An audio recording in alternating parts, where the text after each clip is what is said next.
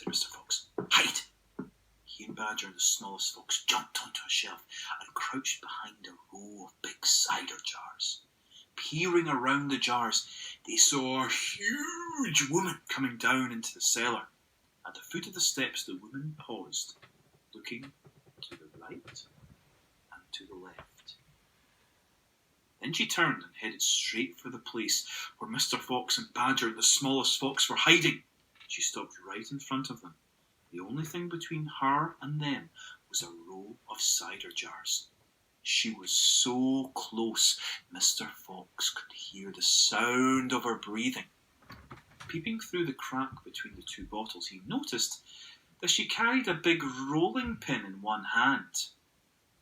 "How many will you want this time, Mrs. Bean?"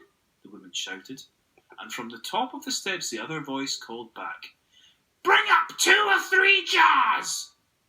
"He drank 4 yesterday, Mrs. Bean." "Yes, but he won't want that many today, because he's not going to be up there more than a few hours longer. He says the fox is bound to make a run for it this morning. He can't possibly stay down in that hole another day without food." The woman in the cellar reached out and lifted a jar of cider from the shelf.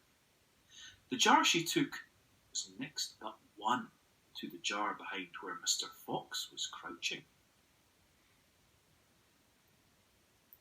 "I'll be glad when that rotten brute is killed and strung out in the front porch," she called out. "And by the way, Mrs. Bean, your husband promised I could have the tail as a souvenir." "The tail's been shot to pieces," said the voice from upstairs. "Didn't you know that?" "You mean it's ruined?" "Of course it's ruined. They shot the tail but missed the box."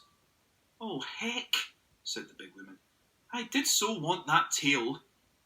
"You could have the head instead, Mabel. You can get it stuffed and hang it from your bedroom wall. Hurry up now with that cider." "Yes, ma'am, I'm coming," said the big woman. She took the second jar from the shelf. "If she takes one more, she'll see us," thought Mr. Fox.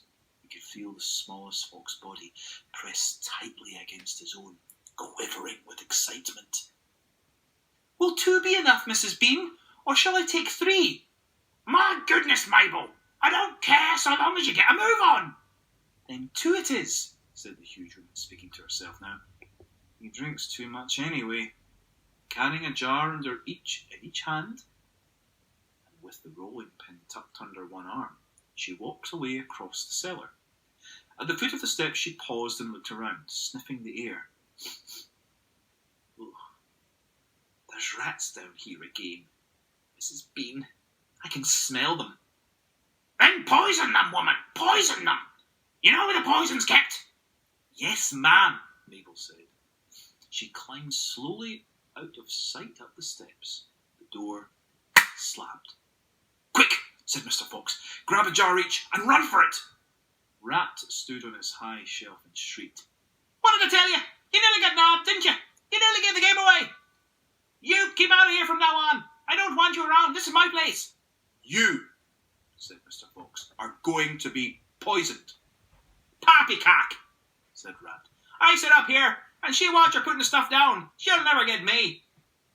Mr. Fox and Badger and the smallest fox ran across the cellar, clutching a gallon jar each. "Goodbye, Rat," they called out as they disappeared through the hole in the wall.